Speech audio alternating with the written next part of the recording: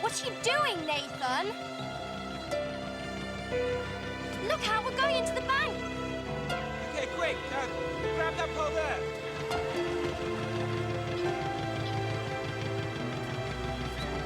I can't do anything. Cut the engine, Nathan.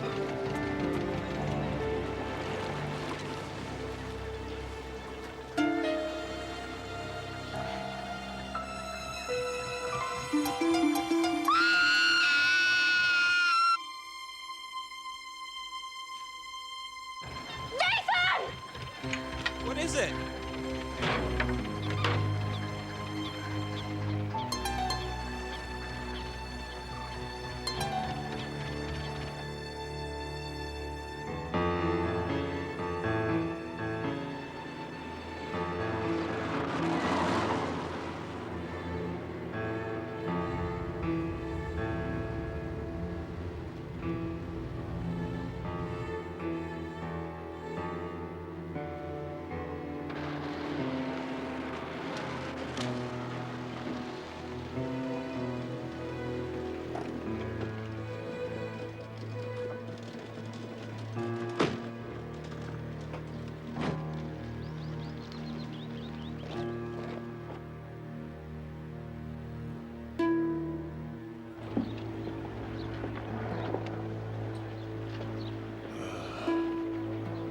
Come on, Morse.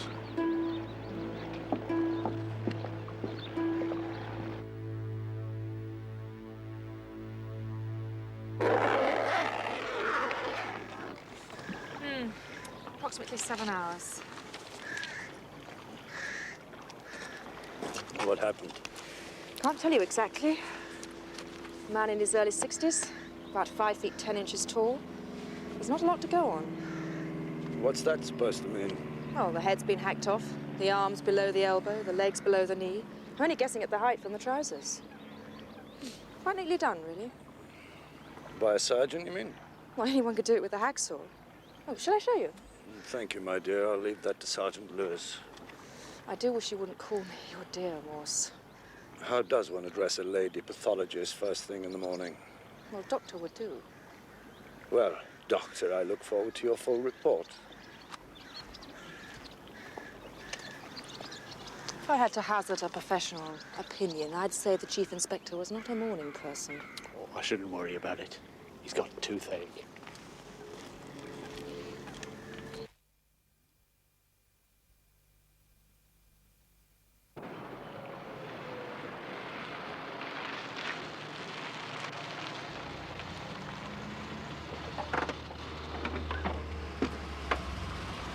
Need any help?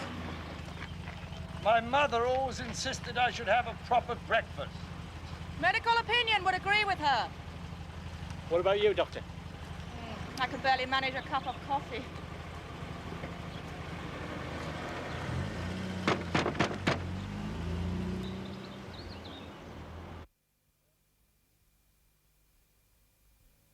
Huh?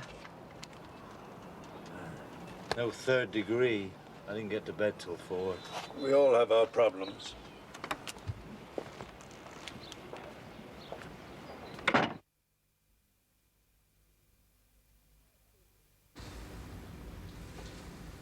Well, it kills you in the end. Well, what are you lot here for?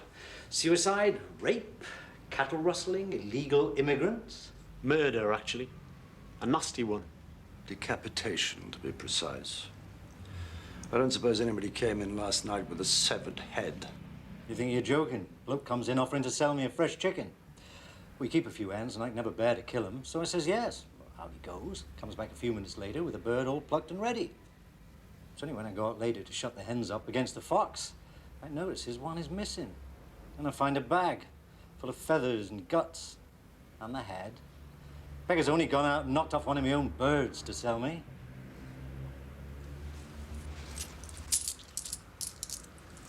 Come on, Lewis. Duty calls. What kind of people live in the cottages down the towpath? Locals? Weekenders?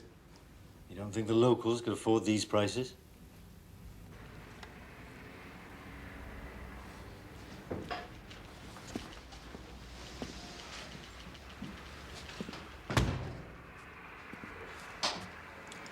My auntie used to swear by a clove, you know, sir? She's still got her own teeth. I'll settle the coffee, Lewis, and plenty of aspirin. Extra sugar as usual? And don't forget the aspirin.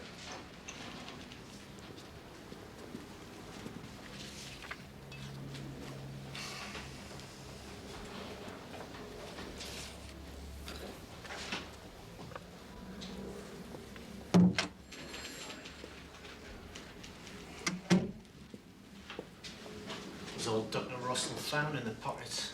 I was worried about tearing it. To discuss appearing. For what, I wonder? Television, sir? Our studio's in Dockland. You watch the stuff. What sort of programs are made in Dockland? EastEnders? Not that I get time to see it. Maybe one of them game shows. Meet me at the... can't read it. Something Club in Pall Mall. Does that sound like a game show? You never know, sir. They use all sorts of ruses. When someone goes to the trouble of inviting you to an exclusive gentleman's club, where you pay handsomely for the privilege of keeping alive public school manners with dreadful public school food, must be to flatter the subject's vanity. That suit came from a university tailor, didn't it, Lewis? Mm-hmm. Well, let's assume our victim is a university man. What would flatter the vanity of a university man in his 60s? Pretty young woman, sir. Wrong sort of club. Appearing on television in something intellectually respectable. South Bank show, sir. Get on to all the TV companies. Find out who invited an Oxford man about 5'10" tall in his early 60s to a London club in the last couple of weeks to discuss a late-night chat show. How do you know it's late night? I may not see much television, Lewis, but they don't put that sort of stuff on during the day, do they? Chief Inspector Morse's office. Yeah, one moment. It's the Moss of Beaumont College, Sir Alexander Rees. Morse. Thank you. Alex.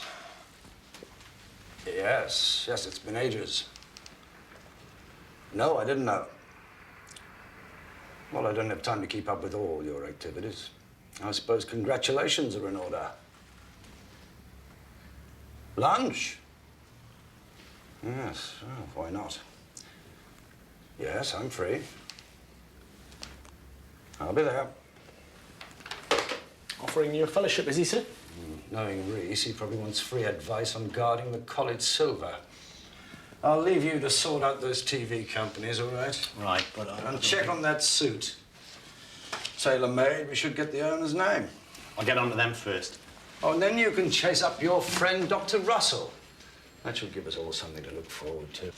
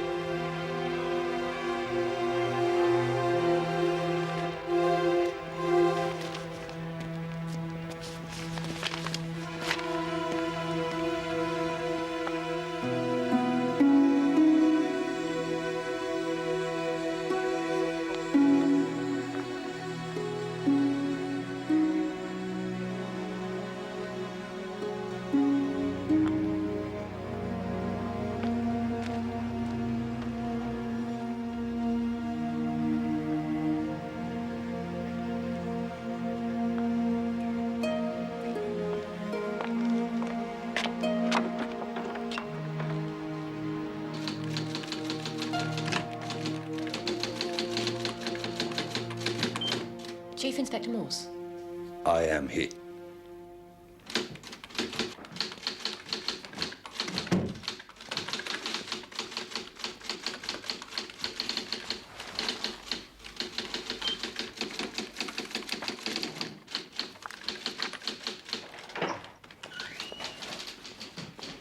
Deborah.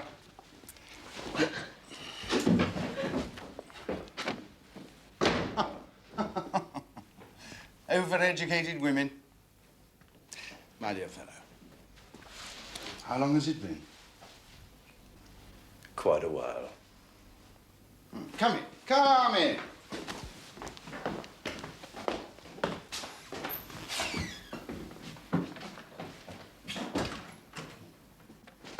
Right, sherry? Scotch, if you've got it. Too thick. Oh.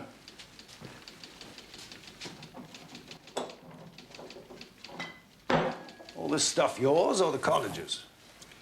Mine, I'm afraid. You always were quite a collector, weren't you, Alex? Do take a seat.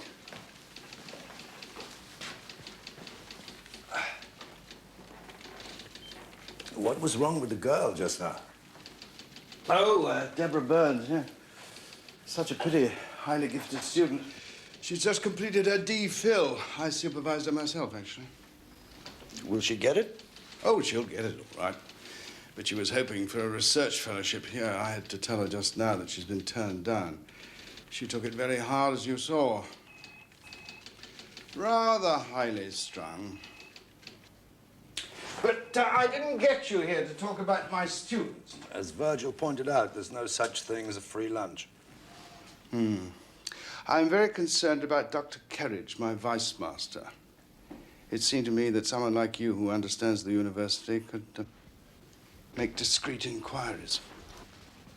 What about? Well, he took off for London at the end of term and was supposed to be back 4 days ago. I'm supposed to chair a conference on constitutional law at Sussex tomorrow, and he's supposed to be in charge in my absence. 4 days isn't very long. Oh, he's very punctilious. Untidy in appearance, perhaps, but highly organized. Well, we've checked his flat in Bayswater and his cottage in Thrupp. He's a keen angler. But he doesn't appear to have been there either. 2 desirable residences? People pay economists vast sums of money in order to avoid taking their advice. Perhaps he fell in love. Can happen to anybody. That's what concerns me. Kerridge is not a ladies' man. Quite the contrary. So if he has fallen among bad company, well, we can't afford the scandal. What makes you think he has? I had a call from a young man. All he would say was that Dr. Kerridge would be delayed. When I asked to speak to Kerridge himself, the man rang off. I still don't see why. But you must realize that my college's reputation is at stake. I appointed Kerridge. It was a good idea. Healed the divisions after my election. He was popular with most of the fellows, except Drysdale, of course. Arthur Drysdale? Yes, you know. I used to. He has cancer, you know, of the brain. 6 months, I reckon, maybe less. He's gone to Rome. It's his favorite city. One last visit. What about him and Kerridge? Oh, they were famous as enemies. I mean, are.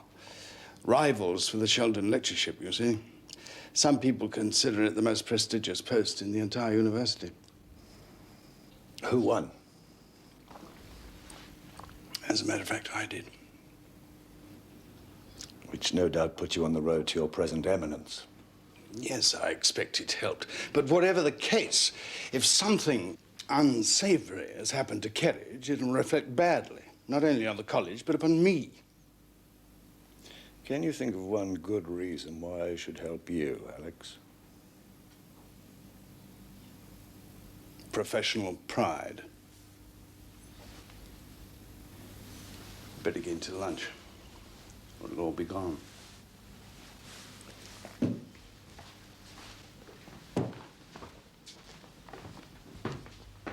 Come on, come on.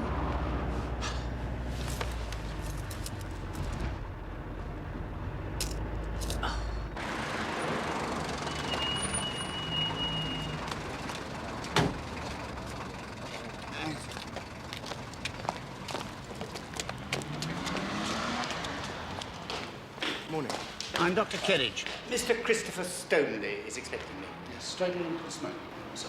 Thank you.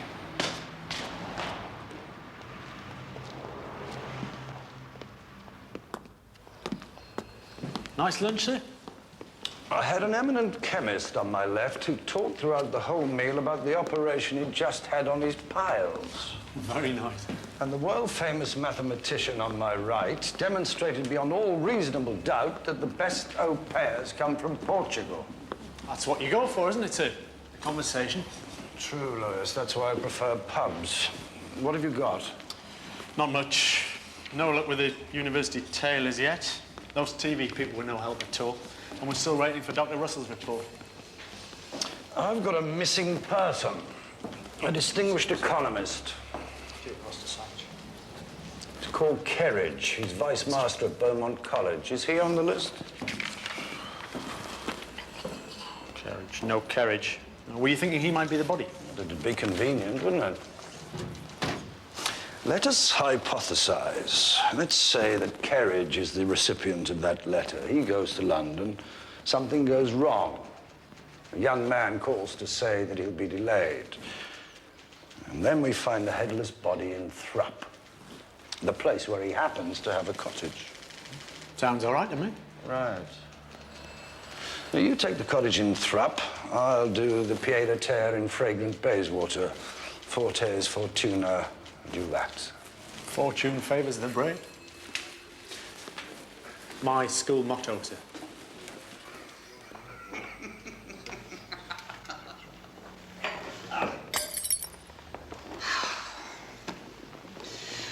Look here, David. I don't want to see you hurt.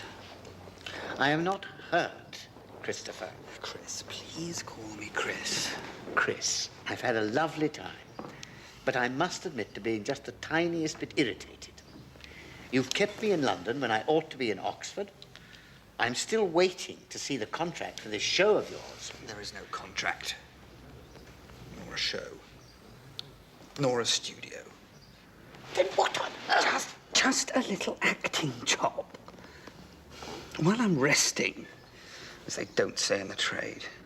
I do not understand. Someone wanted me to play a TV producer. It's the second time they've asked me, as a matter of fact. I was supposed to persuade you about this program and lure you down to the Isle of Dogs, pretending that's where the studio is. Who approached you? And why? He didn't tell me his name. But I can tell you what he looks like, then. Mm-hmm. The sort who should play old-fashioned headmasters. Tall, fussy, upright for his age. Claimed to be a friend of yours, though he's not wearing nearly as well as you are. Thanks, Chris. Did he tell you why he wanted you to go through this charade? No. No, I didn't care for the first one. But you're different. I must be on my way. No, please. No, I'm afraid I must. I believe the person you described to be abroad. If he's not, I must prepare myself. Goodbye. Thank you for my lunch.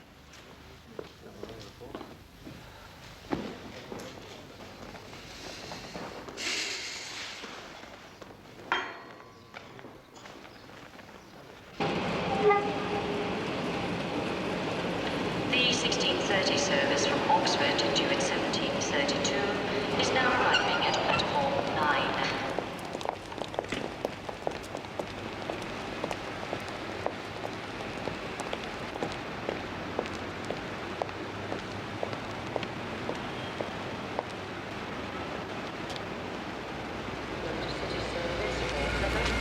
is also boarding at platform 2. It calls at Reading, Bristol Parkway, Bristol Temple Meads, Taunton, Exeter St. David's, Newton Abbot, and Palace.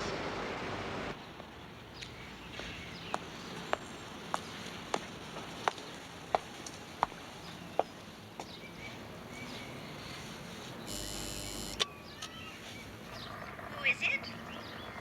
Chief Inspector Morse. I'm looking for Dr. Kerridge.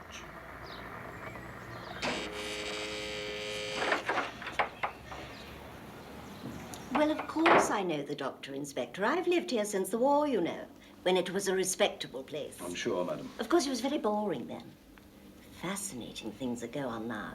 I wouldn't live anywhere else in the world. How long has Dr. Kerridge had his flat, Mrs. Miss Tree. Miss Tree by name, Miss Tree by nature. I don't suppose you want to know about my private life. If you would just tell me about Dr. Kerridge. What do you want to know, Inspector? When did you last see him? Oh, I haven't seen him for weeks. I've heard him, all right. He has the flat above me. Not that I'm complaining. He doesn't go in for wild parties, more's the pity. Keeps himself to himself, you might say. Rather dull, really. I mean, all he really likes doing is sitting by the canal, in the rain, trying to catch fish. I prefer dancing. When you say you've heard him... Oh, just a bit of banging about. Chopping the head off some poor herring, I dare say, to feed his friends. How anyone can eat fish when you see the state of the water. Does he often have friends in, Miss Tree? He lets people stay here. They usually come to me for the key. When was the last time that happened? Last week. An elderly gentleman. Very nicely turned out. And he didn't say who he was? It wouldn't have meant anything to me anyway, would it, Inspector? If I could borrow the key to have a look around as a friend of the doctor's. I must finish getting ready for my tea dance. Do you tango? No, I thought not. I might be able to do something with you. Perhaps not.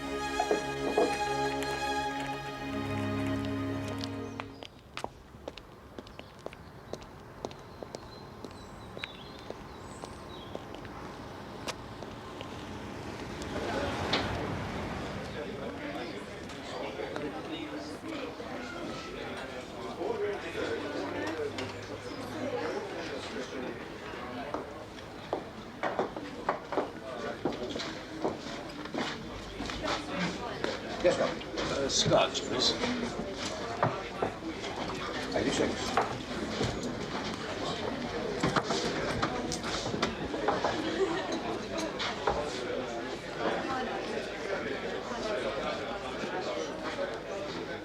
May I?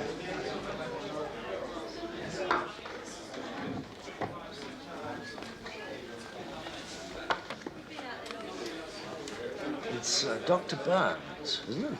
Who the hell are you? My name is Morse. Paths crossed in the master's lodgings at Beaumont.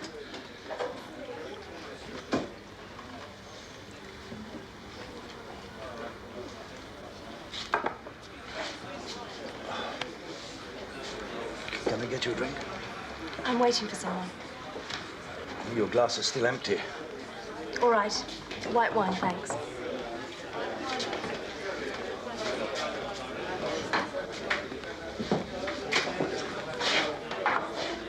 seat is taken. Scotch and white wine. Did you hear what I said? That seat is taken.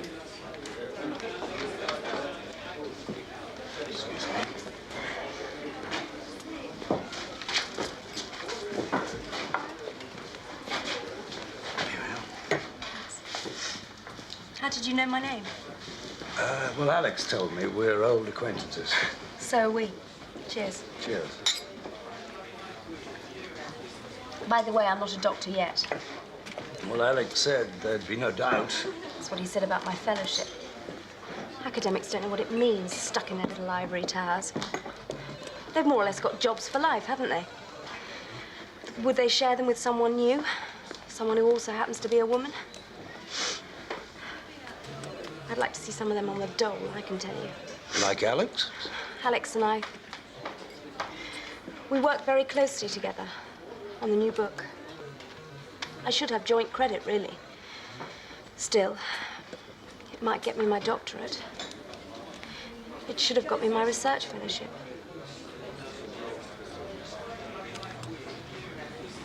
Are you connected with Oxford, Mr. Morse? In a manner of speaking.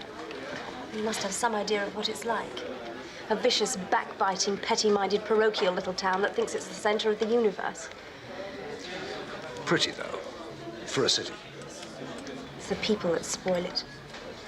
People like Beaumont's vice master, Dr. David Bloody Kerridge. Why Kerridge in particular? He's the one who voted against me. How do you know? Alex, the master told me. That's who I'm waiting for.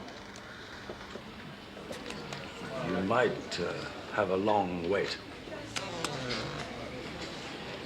Oh, I've got a train to catch. Can I get you another? No, thanks. Well, I wish you luck, Miss Burns.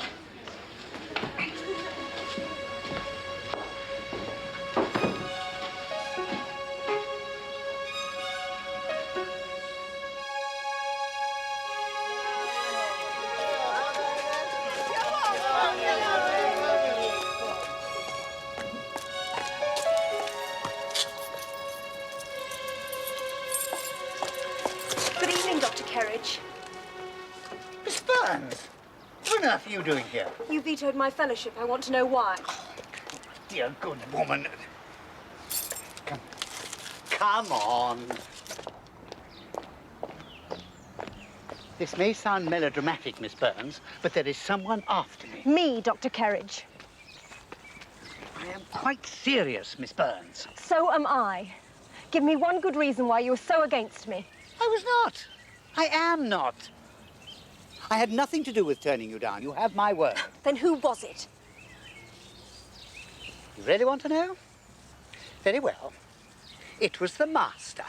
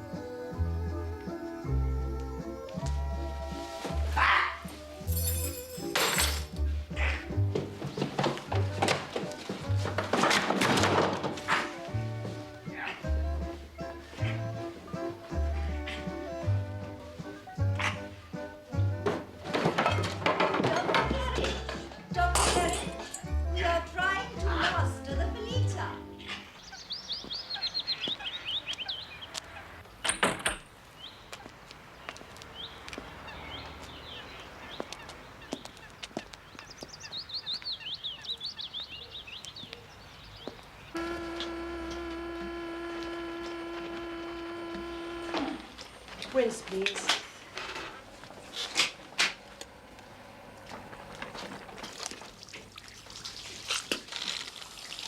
You got a tissue?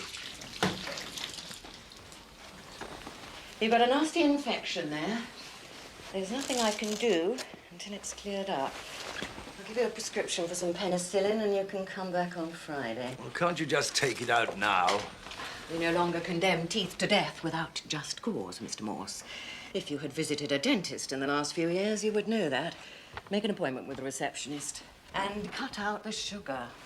Good day to you.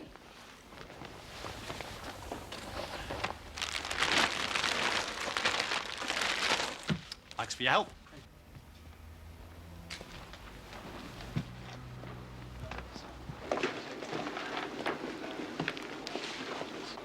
Thank you. Bye. Hello. Oh, hello, Sergeant Lewis.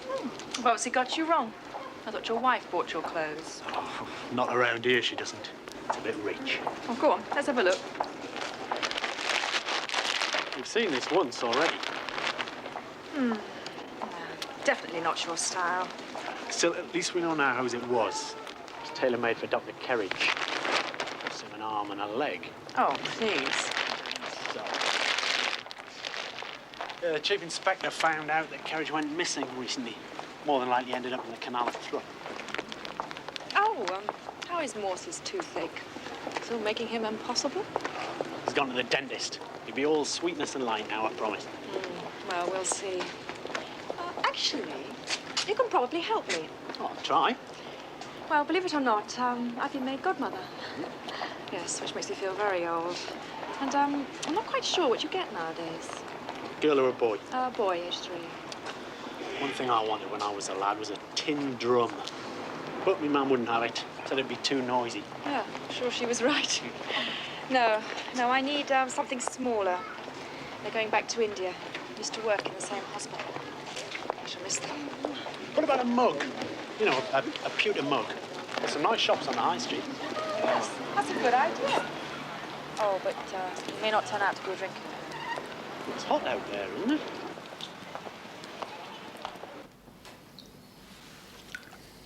Sugar? No, better not. Dentist's orders. Is this yours? Sort of. I pinched it from my local. Is that beer any good?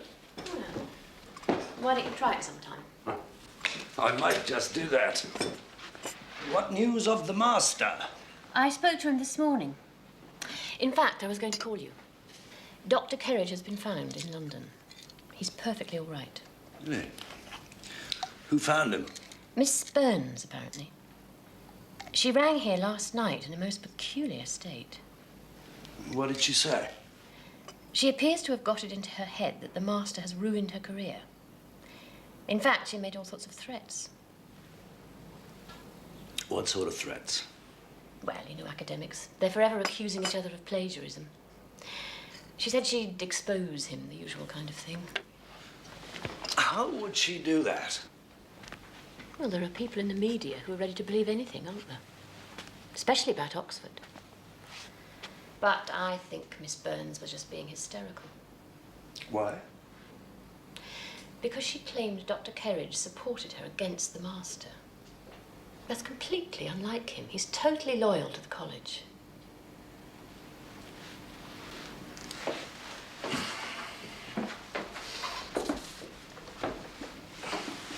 May I?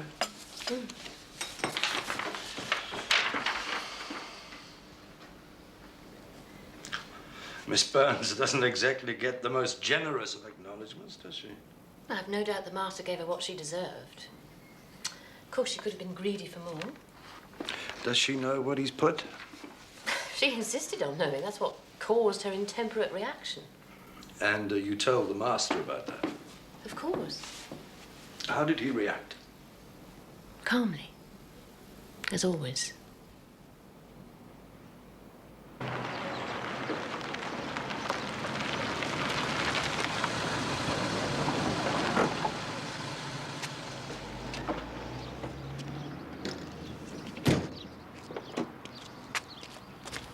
Find anything at Thrupp? Cottage is as neat as ninepence. Like his London place. Oh, Dr. Russell's had forensics report on that piece of skin you brought back. It does belong to the body. But whose body is it, Lewis? It's Dr. Kerridge's. The suit was his. Dr. Kerridge is alive and kicking in London. We'd better have that canal dragged again. Arrange it, will you?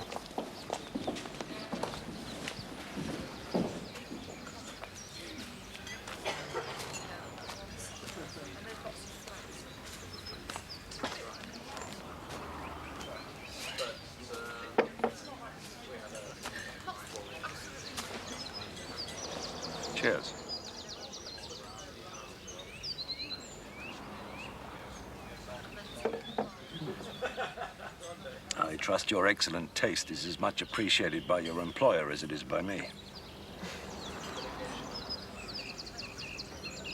Difficult, is it? Just difficult to keep up with. But the effort is so worthwhile. Tell me about the Sheldon lectures. One of the greatest honors the college can bestow. Guaranteed publicity, guaranteed publication, guaranteed future career. So the master was very fortunate to get the job. Not fortunate, deserving. But of course he wasn't master then, that followed later. How was the post awarded? The college council decide between those fellows who've been put forward. And how would people like Carriage and Drysdale get defeated? You know Oxford. It only needs someone to put about the wrong sort of gossip about a candidate, that his work wasn't original, or that there was something in his private life that would gain the lectures the wrong sort of attention.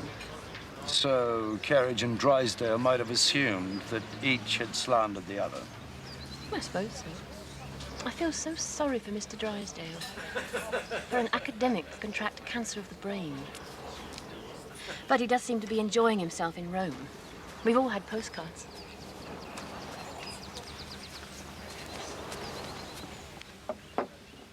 Damn it, Lewis, I'm off duty. Sorry, sir. Sorry, miss. We've just had a call from the chief superintendent about Dr. Kerridge.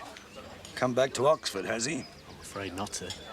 They found him in his Bayswater flat, battered to death.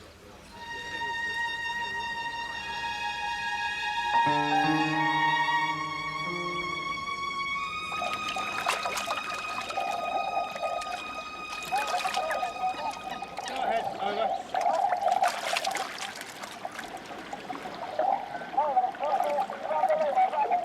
Yes, Roger, bring it up and come in. Over.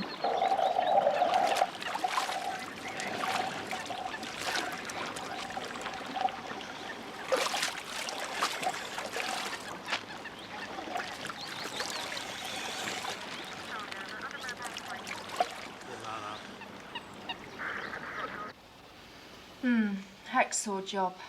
Yep. Thought it might be. What's a nice girl like you doing a job like this for? How do you know I'm a nice girl, hmm? You sound just like Morse. I would take that as a compliment. No, I mean, you'd have made a smashing GP. What made you prefer dead bodies? Well, you have the same challenge of diagnosis, but without the responsibility of prescription.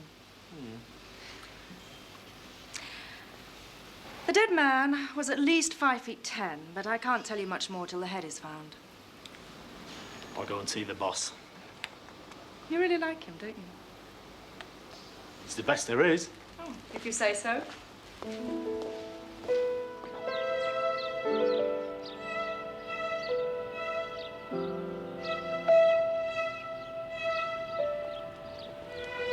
Doesn't make sense, Lewis. 2 people killed in the same flat. By the same person, do you reckon? Well, if so, why cut up one body and bring it all the way to Thrupp? Why dress it in someone else's suit? You're going to kill the owner of that suit soon afterwards. Unless it was Kerridge did the first killing, sir, and then got killed himself. Why would Kerridge want to dress up a corpse in his own clothes? Whoever killed our first victim planned it very carefully. Kerridge, on the other hand, was battered to death in a way that seems almost casual by comparison. There obviously is a connection. One the Yard will never find, that's for sure. Look at that. It's a Christopher Wren, 1669. Well done, Lewis. And the place where the Sheldon lectures are delivered, in front of the great men of the university in all their robed finery. To be the center of attention in such a place. To have your peers hanging on your every word. Worth killing for, would you say, Lewis? Well, I don't know, sir. I was once meant to speak in a balloon debate in my first year at secondary school, but it was cut short by a fire drill. Get back to the office. Check on all missing persons over 5'10". I'm popping into Blackwell's to see if they've got anything by the late doctor. By their works shall ye know them.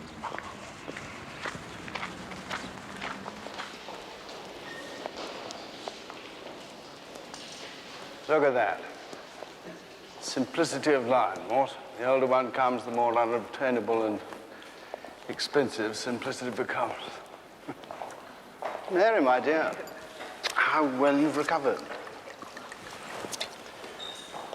Lady Reese doesn't share your taste in art, I take it. Rachel is not fond of crowds. Being in a wheelchair, she gets bored with other people's groins.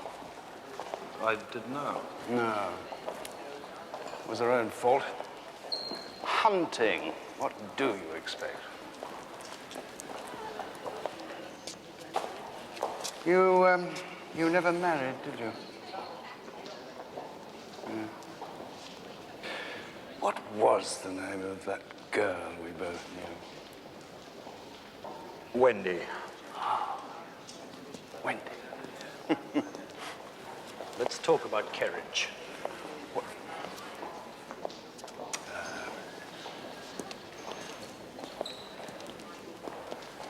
What if it were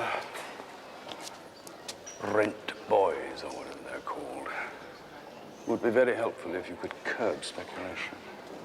The Scotland Yard are officially dealing with this case. Not you. Oh, well, that's all right. I know the Commissioner quite well. They sometimes call me in to talk about civil liberties. Yes, I'm sure you're everybody's favorite expert. As a matter of fact, I dropped into the Cabinet Office on the way back from Sussex. They're setting up a commission to look into the feasibility of a Bill of Rights. Which means they're never going to do anything about it. And I shall probably be its chairman. I'm told it's almost definite. Well done. You'll soon be in the House of Lords. It would make Rachel happy. You didn't by any chance run into Miss Burns when you were in London? No, I was very pressed for time. Come on, Alex. She was threatening to blacken your name. I can handle Miss Burns. And Dr. Kerridge? Wasn't he prepared to back her up? Kerridge is far too sensible to be swayed by anything an overwrought young woman might have told him. You didn't run into him by any chance? No, I told you I was in London for only an hour. Do you want the name of the person I was with? The Yard might. It was Mitchell. Robin Mitchell. Excuse me. Martha, I thought you were in the Rockies with Eddie. Yes, we were, Alex, darling. Walter's business commitments, I'm afraid.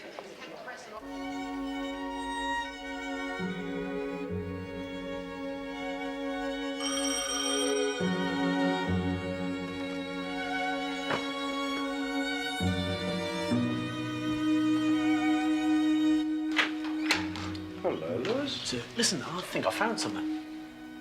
You better come in. Pour yourself a drink. No, thanks.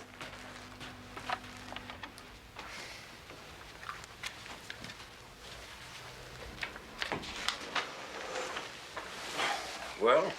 Yeah, about this missing person, there are one or two people the right height. Well, let's have them. There's one, Mr. J. Williams, who's described as a financial advisor. To the government, you mean? Not exactly, no. More like telling old ladies how to invest their savings and then walking off with the cash. I mean, some old pensioner might have caught up with him and extracted a terrible revenge. Unfortunately, he had a tattoo. If it was on one of the limbs that was chopped off. A writhing serpent, sir. Right across his back. I've checked with Dr. Russell. Not a snake in sight. All right, Lewis. Now tell me the good news. Well, there's one. 5'11", early 60s, last seen about 5 days ago, and who has the Oxford connections in. Name? Ballarat. Nicholas Ballarat. He's a very senior civil servant, sir. Has the ear of the Prime Minister and all that. So if it is him, that would explain why Scotland Yard have kept quiet. What's his connection with Oxford? He's an honorary fellow of Beaumont College, sir. Looks to me, Lewis, as if we ought to pay a visit to the wicked metropolis. You say so, sir. Go on. Get home to your wife and kiddies. They need you even more than I do. See you in the morning, sir.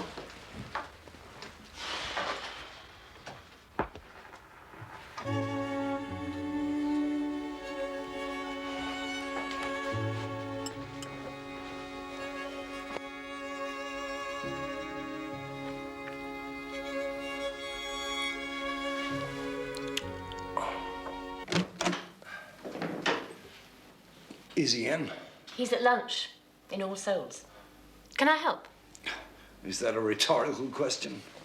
Toothache still giving you hell? Mm-hmm. Would a beer help? Undoubtedly. But I don't want to keep you from... The college buttery serves a perfectly acceptable ale. And I do owe you one. Thank you.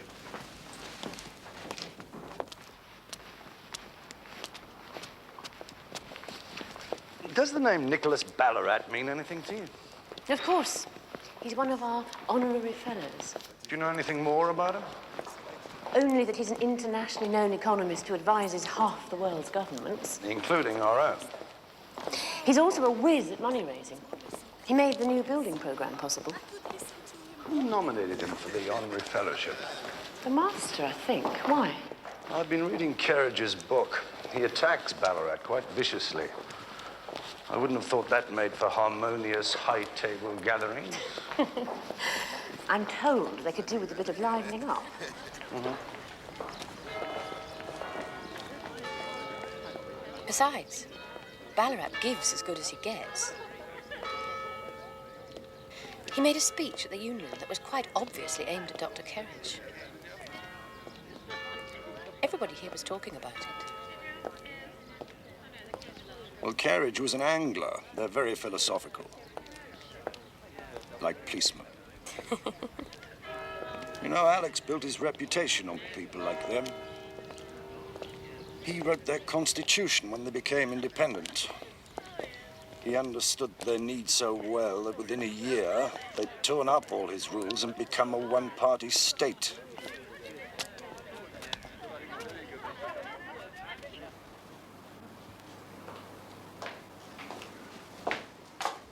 I'm sorry to disturb you, my dear. My dear doctor. You're very squeamish, aren't you, Morse? Very. I can understand that. You can? Max never did. Ah, well, I'm not Max, am I? No, I would say you weren't. You don't know anything about toothache, I suppose. The bloody pills haven't done any good. Oh, I don't trust doctors, let alone dentists. So, what can I do you for? The Ballarat murder. Have you had anything from the yard? Yes. Yes, much of what they sent is not much use since we don't have his head to check his dental records. The blood group's the same. The height matches, the age is right, and also the time of death. You said he was cut up by someone who knew what he or she was doing. Thank you. Where the hell do you get the name Grayling from? Blame my father. I was his 7th daughter, and, well, he was a keen fisherman, and desperate for a name, he decided to call me after whatever he pulled out of the river. Lucky it wasn't the Chub, eh? Sorry. Maybe you'd like a drink sometime. Maybe I would. Once I've got rid of this bloody toothache.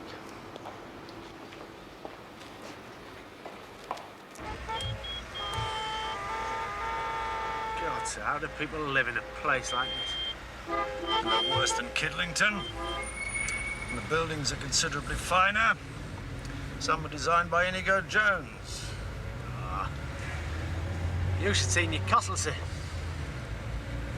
Once knew a girl in Burton-on-Trent, Lewis. Further north than that, I have no desire to go. Turn right here. You sure? So sure.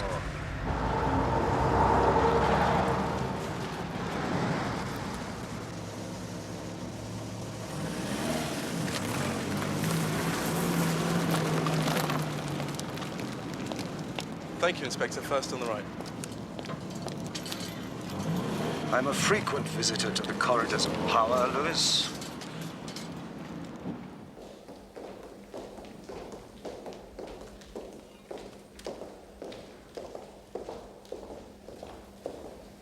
Good.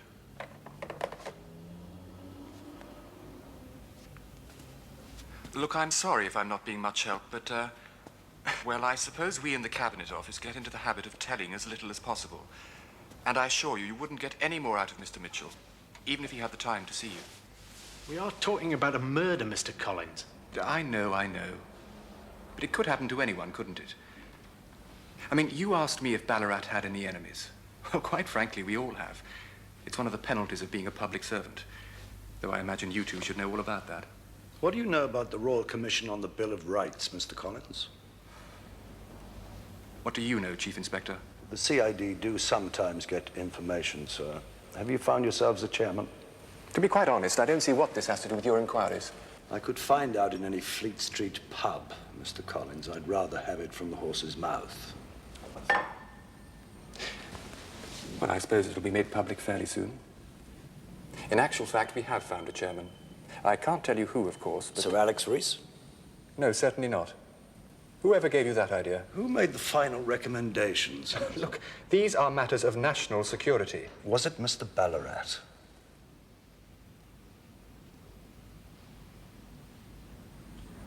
Look, all I can say is that he is, or rather was, someone by whose advice the PM set great store.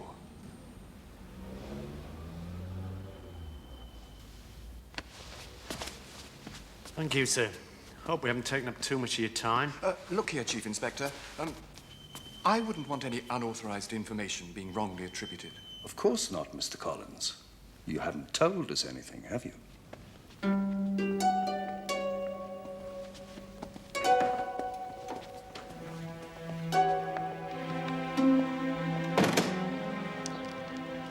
Could hit the road, sir.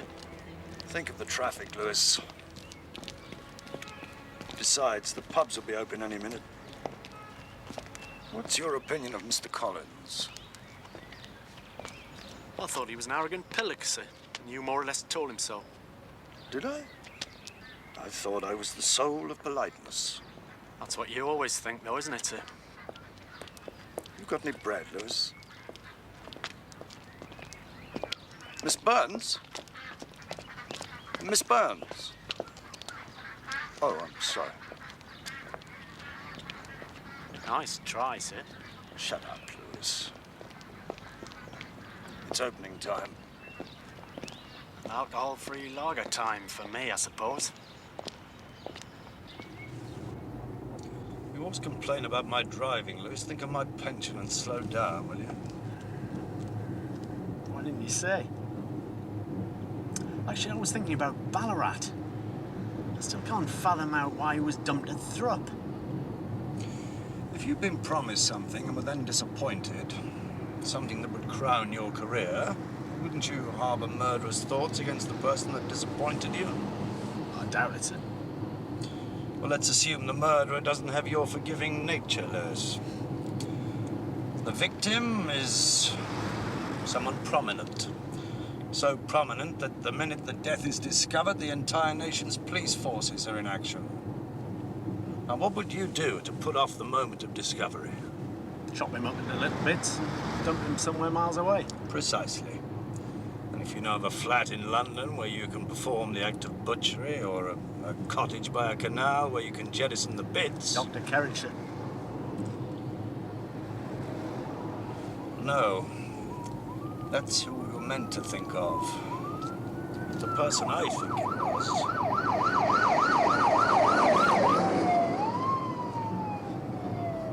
You were saying, sir? I was thinking, Lewis, of Sir Alex Rees, the Master of Beaumont. For heaven's sake, be a man, Inspector. This is the way you behave when facing some slight discomfort. No wonder violent crime is on the increase. See the details on that one?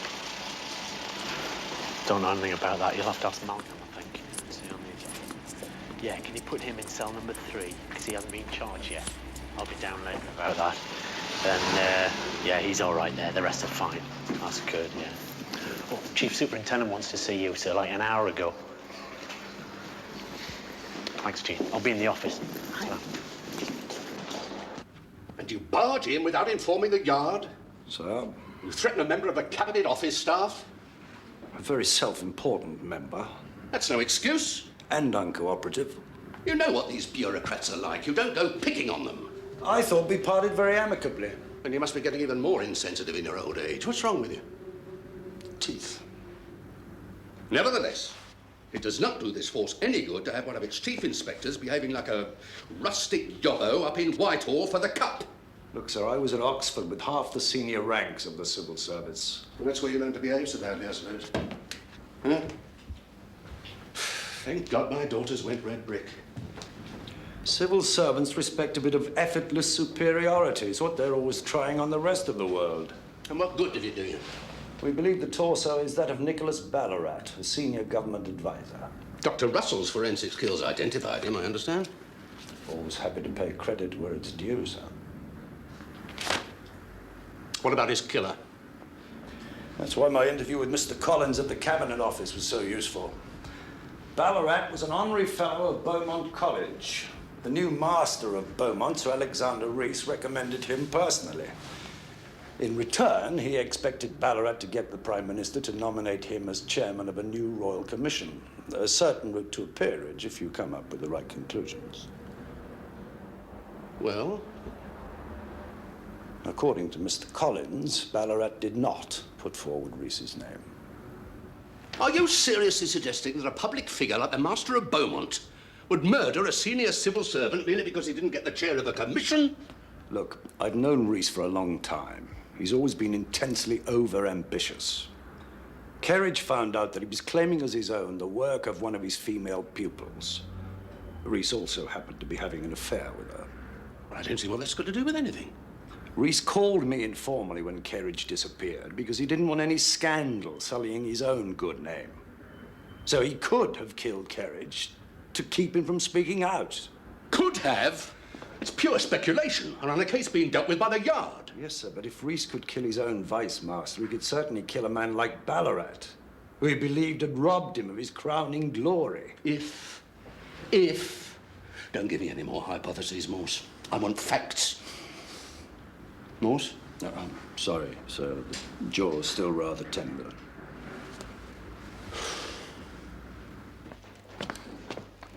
Coffee, sir? Extra sugar.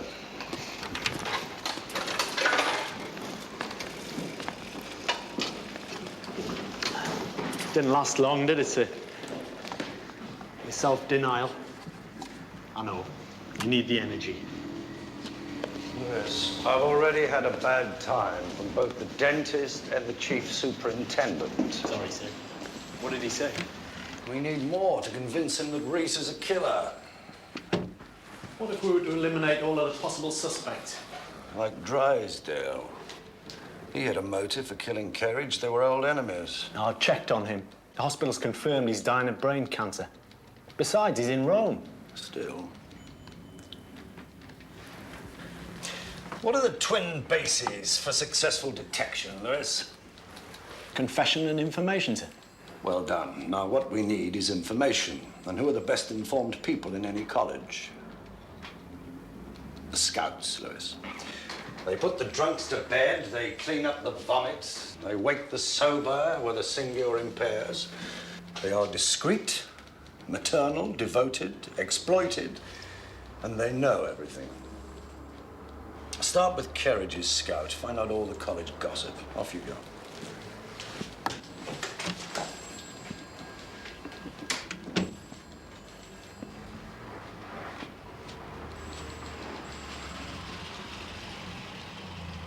Dr. Kerridge?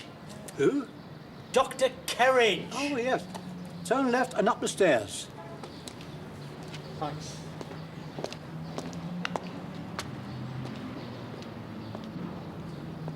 This'll set you up, sir. Oh, it's a bit early in the day for me, Mr. Just Ben, sir. If I had a last name, I'd forgotten it. Well, it's only for when you're in trouble, isn't it, sir? Law, taxes and elections. That's when they want to know, don't they? Bottoms up, sir. What's in this? Bits and bobs, sir. Won't do you any harm.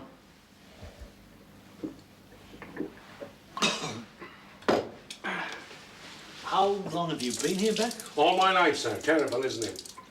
Never been to war, never been to sea, never been to London, never been a football hooligan, never been unemployed, never been rich, never voted Tory.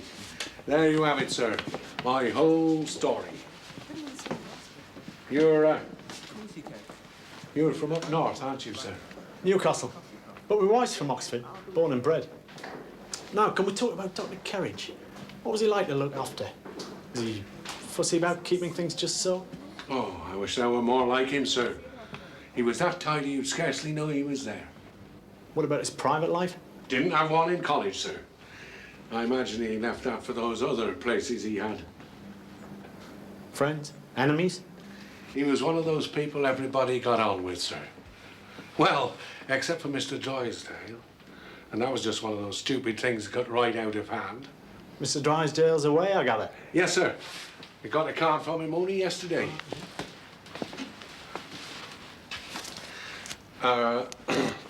To show you how things were between them, when Dr. Kerridge heard about Mr. Drysdale's cancer, he actually smiled. I think I'd like to take a look at both their rooms, if that's possible. Of course it is, sir. I got the keys right here. I got 6 dolls to look after and 25 undergraduates. Their little war's quite famous, you know. When Mr. Ballarat attacked Dr. Kerridge in the Union, Mr. Drysdale was that delighted. It was all over the college in no time. What kind of attack did Mr. Ballarat make? Oh, the usual Oxford kind, sir. An attack on his reputation.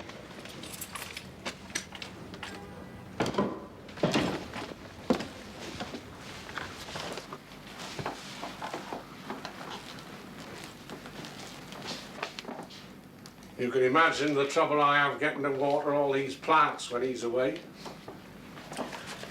You didn't know Mr. Ballarat, did you? Of course I did, sir. Used to be a great friend of Mr. Drysdale's. When was that? When Mr. Drysdale first got his fellowship. Regular visitor Mr. Ballarat was. Mr. and Mrs. Drysdale used to entertain him all the time. Mrs. Drysdale? Oh, he was married, sir, didn't you know?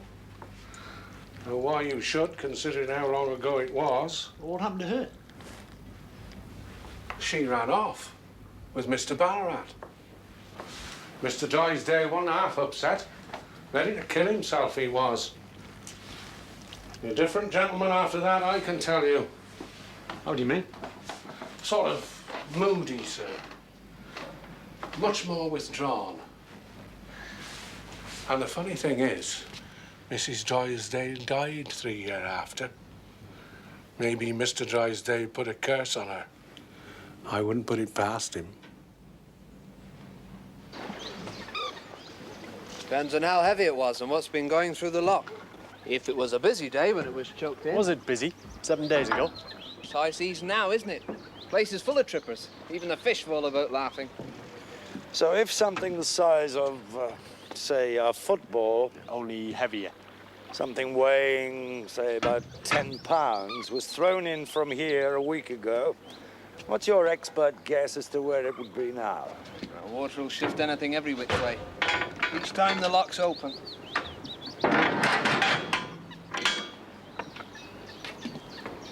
What is it you're looking for exactly? Well, a head, actually. A head? A man's head. We know it hasn't gone straight to the bottom because we've looked. An angler would soon holler hooking something like that. Exactly. So what you're saying is it could have been washed to the right or left of where it was dumped. Upstream or down. Thank you, Lewis. Well, if it was me, I'd start at the next lock up. And go which way? Upstream or down? I'll go north myself. Thanks. Thanks very much.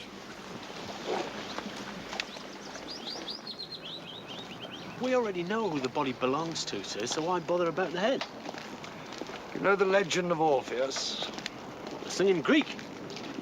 The very same. They did teach you something in the frozen north. I went to a Demis Roussos concert as a kid, sir. That's who they compared him with. This is the way to the lock?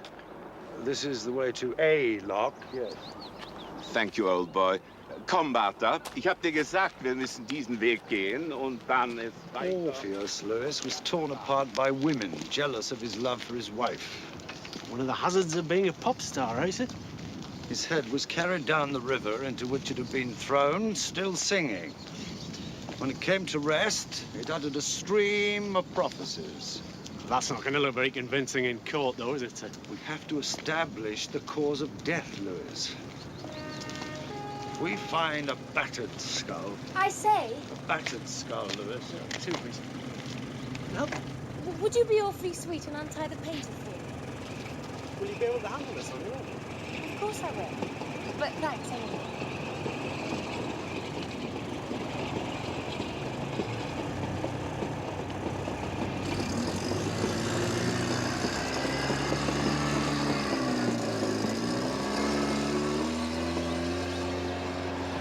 I don't like to interrupt you, Lewis, but as I was trying to say... Sorry, sir. If we find Ballarat's battered skull, the chances are he was killed by the same person that killed Kerridge. That's what the Yard, in their sloppy way, are assuming. And if the skull's got a bullet hole in it? We can assume there are two killers. That, at the moment, is my theory. Reese and... Not sure yet. Maybe Deborah Burns. Maybe even Drysdale. Ah, he's still abroad. Colleges have postcards from Rome. Postmarks can be deceptive. A foreign stamp on a smudged bit of franking does not mean it was posted abroad.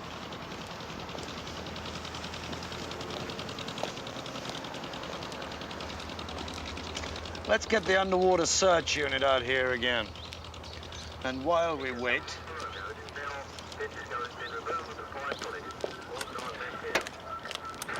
HA receiving. HA receiving, over. Thank you, Dave. Cup of tea, sir. Coffee. Medicinal brandy? Just take a few deep breaths. I'm sure it's the formaldehyde. What were you saying, Doctor? Shot in the back of the head at close range. The bullet's a .32, I'd say. Quite old by the look of it. Ballistics should know what fired it. Guns are as distinctive as typewriters. Not like those blasted word processors. Robots used by robots. Can't tell the difference. Well, you always knock them, sir. And if you knew how to get them to tell you what you wanted. I still prefer a pen.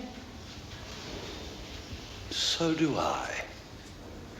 One with a nib that you fill from a bottle.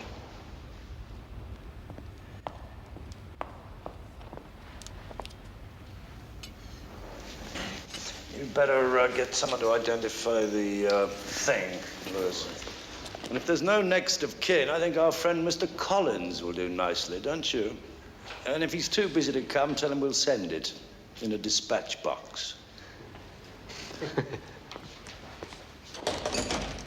How's the toothache? As if it had never been.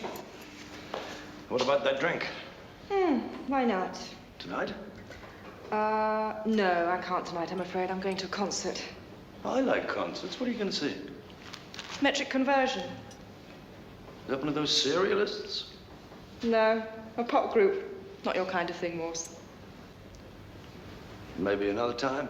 I trust so.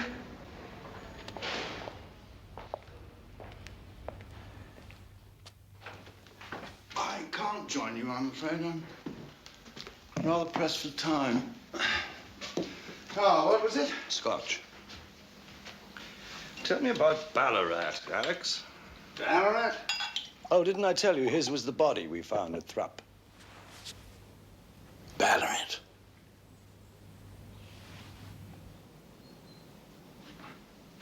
Perhaps I will, then.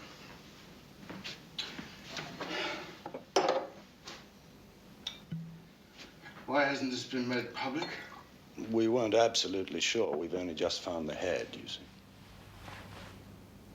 My God. Nasty, isn't it? The lengths to which people will go.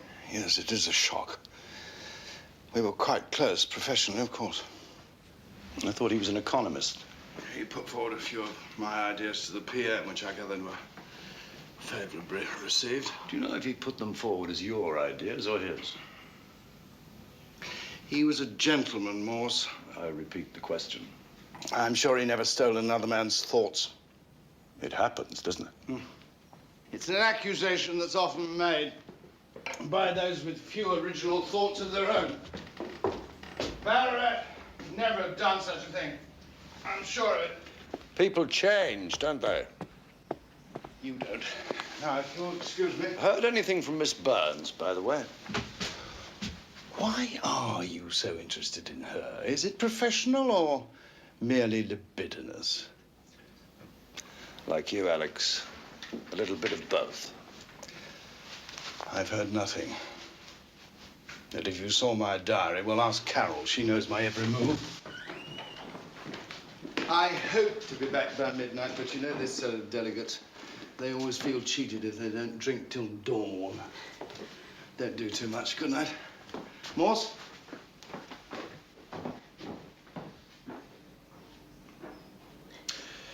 Well, you heard his master's voice. Dinner? Where? You choose. Bearing in mind that I am only a poor policeman. I know just the place. I've been wanting to try it for ages, but I haven't had the courage on my own. Will I like it? You're broad-minded as well as broad-shouldered, aren't you? Trust me.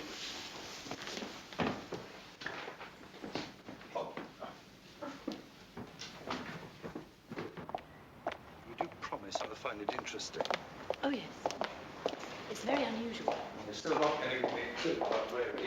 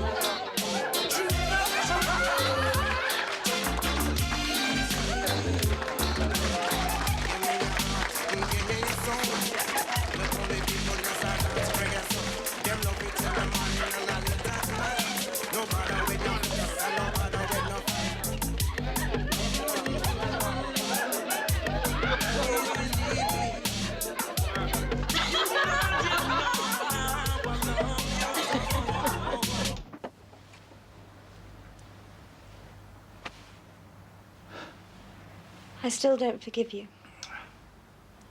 You will. After you denied me the fellowship. You were going to claim my work as yours. I wasn't going to have that. It is mine. You think that, but who gave you the groundwork? Who showed you the method? Who pointed you in the right direction? Who got you published? In a Scandinavian journal. There'll be others. If you... Keep my mouth shut. If you do, then I can help shape your future. If not... Does that future include all this? We make rather a good team, don't you think? We can continue together or not. It's your choice.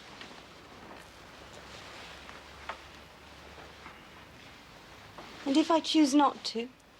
Oh, that would be very sad. For both of us.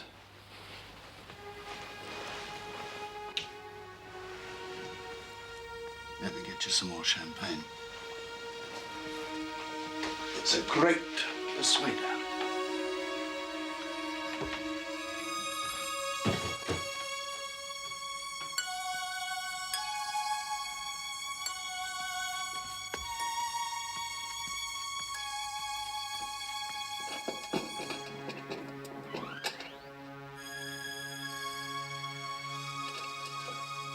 Deborah?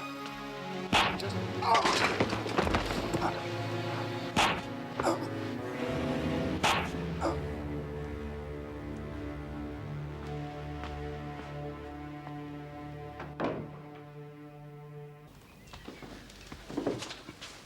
Now, Miss Sharp.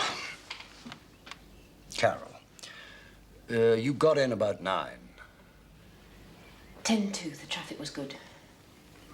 Was the door to the study open or closed? Closed. If it was open, that was a sign that he wanted me to go straight in. And if it was closed? Either he wasn't there or he didn't want to be disturbed. So you left it shut and got on with your work? Until I got a phone call from Lady Reese asking if her husband was in. Apparently she couldn't get through on his private line. So, naturally, I got up to see if he wanted to speak to her. You mean sometimes he didn't? Well, as you know, the master is, or rather he was, a very busy man. He might have been in the middle of something or on the phone. Surely your sergeant intercepts calls you don't want to take. So you opened the door and found him lying there. Would you normally be the first one to see him? I mean, there wasn't a scout who's attached to the lodgings who'd wake him up with a cup of tea. The lodgings has a cleaner who comes in later. The master doesn't live here permanently, of course. He and Lady Reese have a house in North Oxford. He only stays here. Stayed here when work dictated. So you would be the first to see him. Would anyone else know if he was in residence? I mean, did he come and go via the porter's lodge, or is there a private door to the street? Oh, there is a private door to which he has had a key. Only he had one. And Lady Reese. Were you expecting him to sleep here last night? Oh, well, he often did after one of those conference dinners. They go on very late, and, well, since we were hard at work finishing the book. Say he'd come back with someone.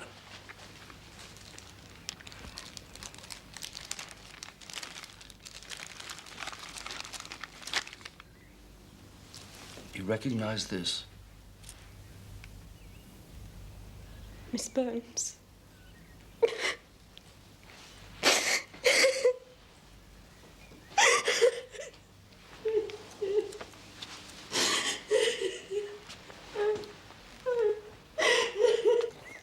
you reckon it was Miss Burns? I don't know, Lewis. Highly strung, bent on revenge, yet the pieces don't quite fit. If she was going to kill him, why would she sleep with him first? Passion, sir?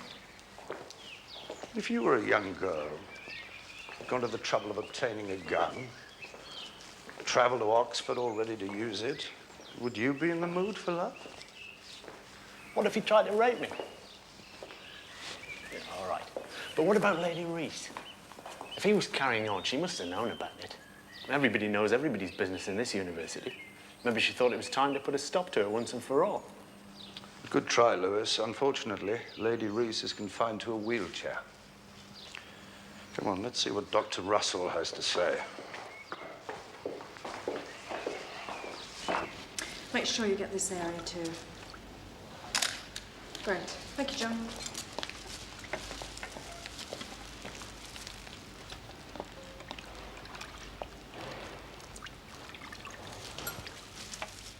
Come on, you little devil. There.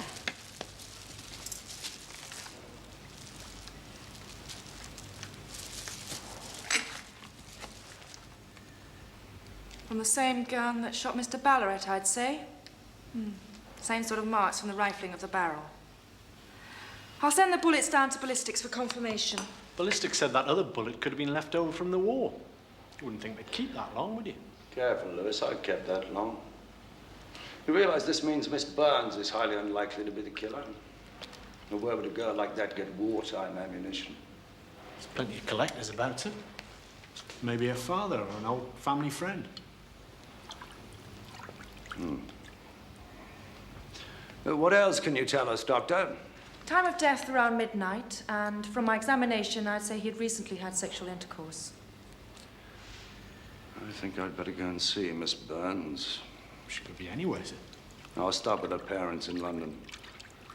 Meanwhile, you check what kind of wartime gun used .32 ammo and could take a silencer. One was obviously used if no one in a college full of carousing delegates heard a thing. Find out what kind of people were issued with it. Oh, by the way, how was decimalization? What? Oh, you mean metric conversion? Oh, dreadful. Ah, must be getting old.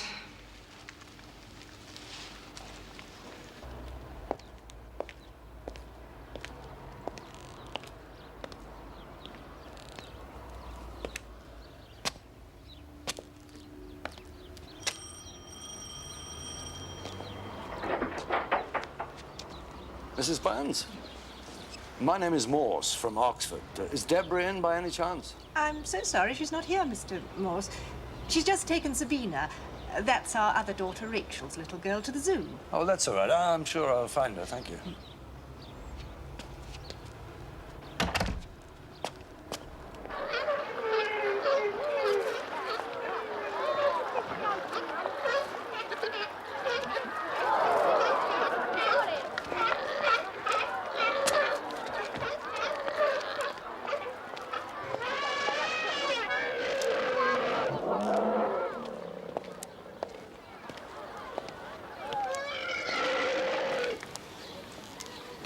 What on earth?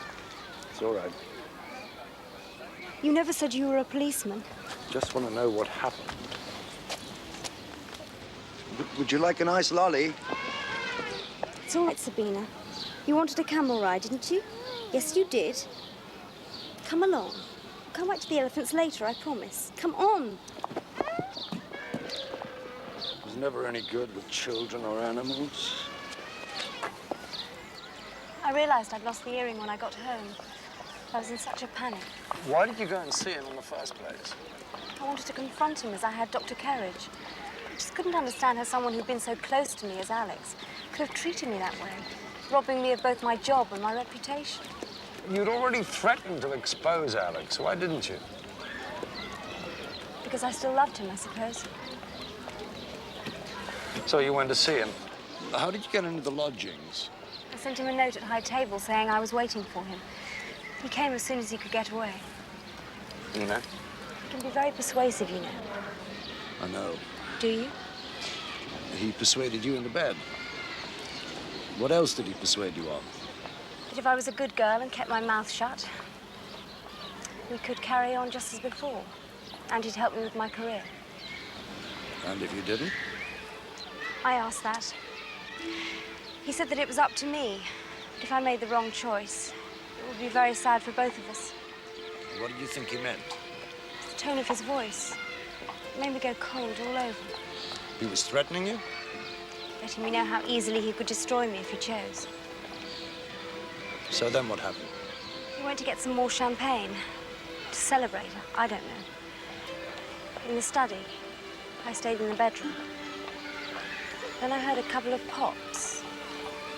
Like champagne corks exploding. Then a crash. I came out and there he was. You saw nobody else? The door closed. I froze. Then I ran to put on my clothes and got out as quickly as I could. You could have reported it to the police, Miss Barnes. I thought about it. And then I thought, I'm the obvious suspect. I haven't an alibi or any witnesses. I just couldn't... You can understand that, can't you?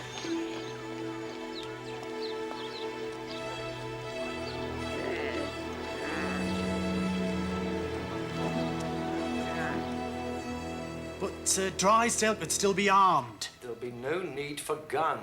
Well, he managed to kill Reese with one, which he must have kept from his wartime days in the SOE. According to the War Museum, they were received with well rods. It may look like a kid's pop gun, but it's lethal. Come on, let's pick him up.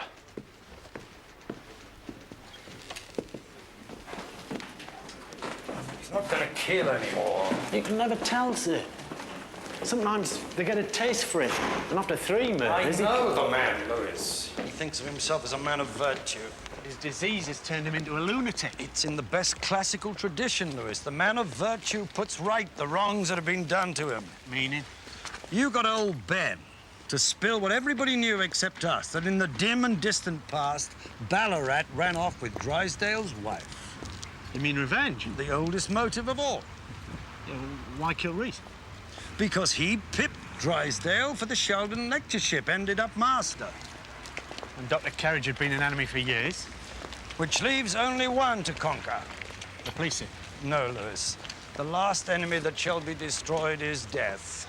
Sir? The New Testament. My school assemblies were multicultural. But I still don't understand how you to can the destroy... classical mind, the way to conquer death is to become an Olympian. A hero who spends the afterlife being fated by the gods. And how do you manage that, sir? Well, the best route to heroism is via valiant deeds. Well, killing people isn't very valiant, sir. It is to a deranged mind. You're agreeing with me, then? You think he's a nutter? Cancer of the brain, according to the best available medical advice. Would that be Dr. Russell, sir? Cancer of the brain can lead to profound character changes. The trivial slights of a lifetime can assume gigantic proportions. Well, that's surely why we should protect ourselves. How do we know he's in the college, anyway? When a man's lived there for most of his adult life, where else would he go to die?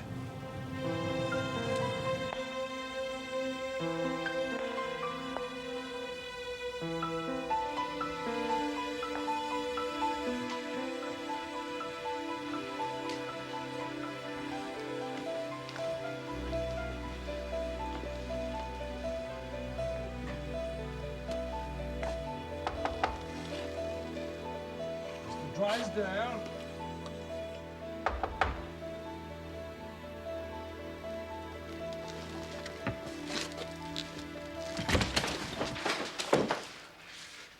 Look at the mess you made me make. It's Ben, isn't it? This is Chief Inspector Morse. Where's Mr. Drysdale? You just missed him by 2 minutes, sir. He only showed up this morning. Very peculiar state he was. Come on, Lewis.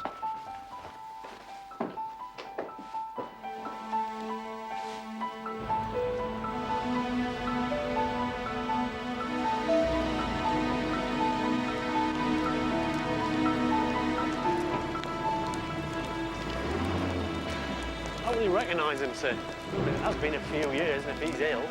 Once you're taken to the university's bosom, Lewis, you're preserved like Sleeping Beauty in a rarefied atmosphere of hot air and alcohol. Aging is unknown. Not that Drysdale was ever young. There he is. Mr. Drysdale! Mr. Drysdale! Mr. Drysdale!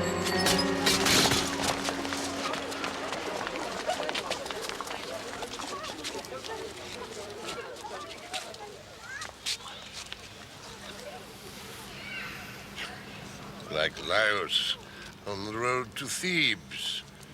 I don't suppose you remember much of your Greek, eh, Morse? Where Oedipus killed his father. Send for an ambulance, would you, Lewis? Right.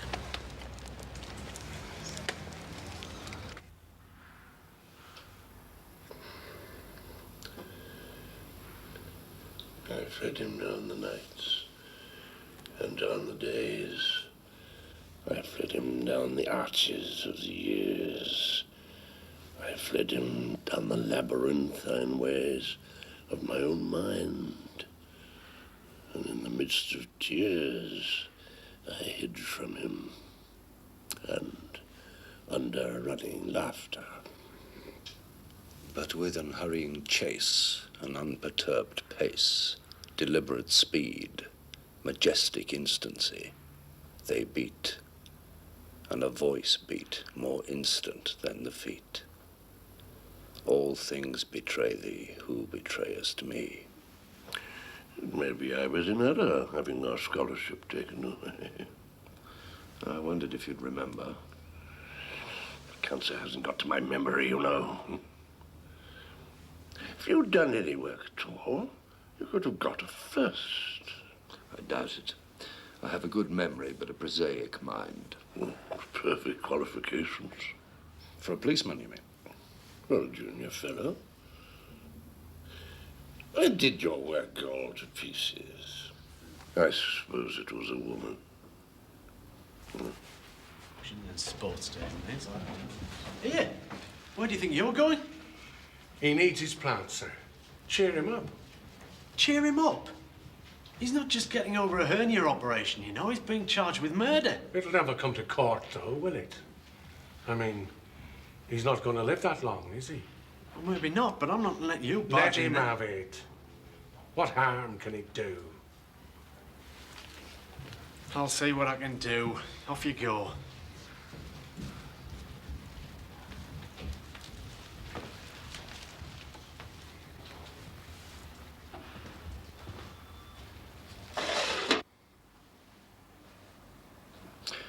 Can we talk about Ballarat?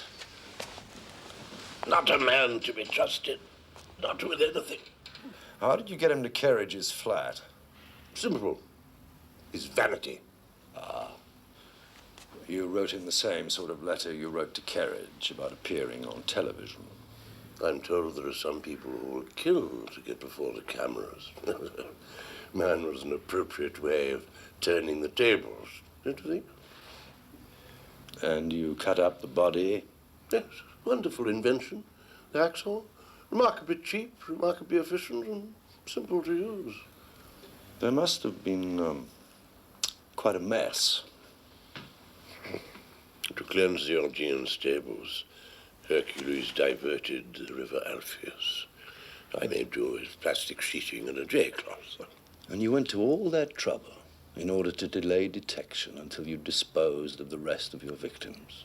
The hound of heaven could not be deprived of its quarry. Why bother taking the bits all the way to Thrupp? He could perfectly well have implicated Kerridge by letting the corpse be discovered in his flat. Simple. I didn't want him to discover anything untoward.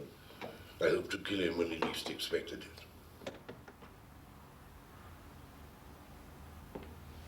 You thought Kerridge had blackened your name to the college council in order to get them to vote him in as Sheldon lecturer. He thought the same about you. In the event, Reese got the job. But you and Kerridge became implacable enemies. That's why you killed him. There's a theory that has much to commend it. Unfortunately, your conclusions are false. Oh, I tried. I waited in his flat. And when he finally succeeded in shaking off that tiresome Miss Burns, I went for him. I would have shot him, but I had only 4 bullets left, some of which might have been duds. And you wanted to be sure of a bullet for Reese. That man was a Cronus, Morse, devouring anyone who might conceivably threaten him. He achieved dubious eminence by destroying my good name and that of Kerridge. Whom you destroyed by bashing in his skull. I did no such thing. I attempted to strangle him, but failed. Dr. Carey, we are trying to master the Velita. I lay in wait until he emerged from his flat, showed him my gun, got him to unlock the gate to the gardens where I intended to dispose of him. Why didn't you? Because he convinced me that it was not he who had slandered my name to the college council, which, as you correctly stated, was my assumption. Never let it be said, I am deaf to persuasion. So it must have been Reese. That was my inevitable, if I may say so, correct conclusion. And Reese who killed him. Because of his overweening ambition, he couldn't bear to be exposed as a plagiarist and a liar. I rather doubt Kerridge would have gone so far. He was rather fond of a quiet life. as it was to be denied him. Ever and anon, a trumpet sounds from the hid battlements of eternity. And finally you made the trumpet sound for Reese. Would you deny that he deserved it?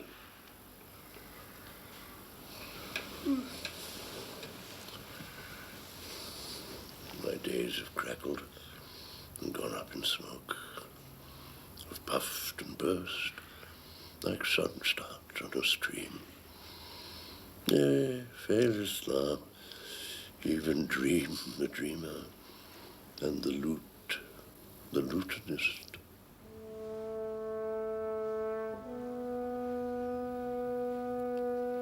Thank you, Mr. Drysdale.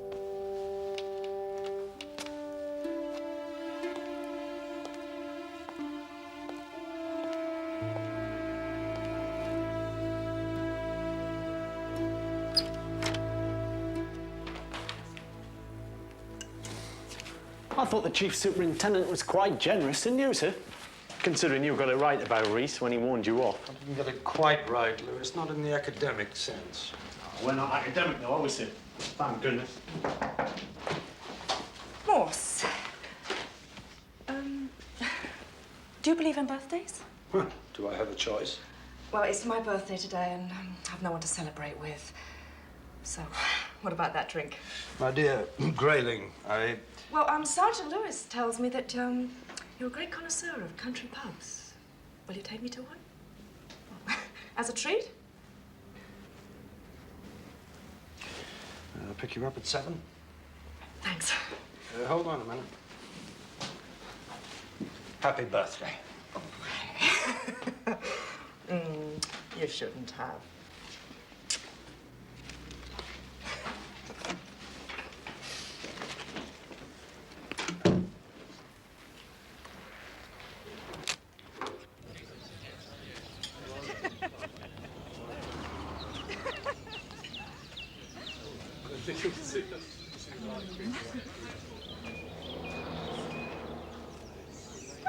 Sam! What a lovely surprise! Oh. Oh, God. This is Sam Morse, a very dear friend. We're at medical school together. Chief Inspector Morse, one of my colleagues. What are you doing here? Birthday weekend. Your office told me where to find you. Sam. Can I get you a drink, Sam? Oh, great, thanks. Half a lager.